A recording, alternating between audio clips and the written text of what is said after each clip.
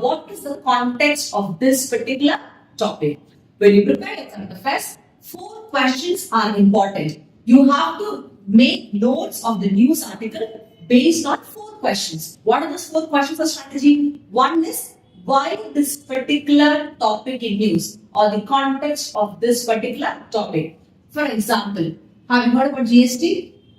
Goods and Service Tax? There is something called as Goods and Service Tax, GST compensation cess. Cess means tax on tax.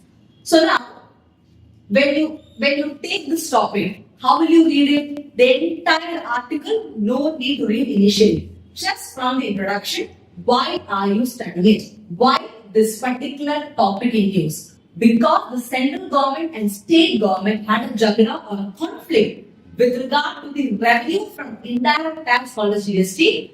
GST compensation cess was introduced. That's it. Not more than 20 to 30 words or 2 sentences. You will write that particular answer. Is it clear? So now, initially what will you do? Why this particular topic in news? After that, before going to the issues or challenges of that particular topic, you should study what is the background of that particular topic or the static portion of that particular topic.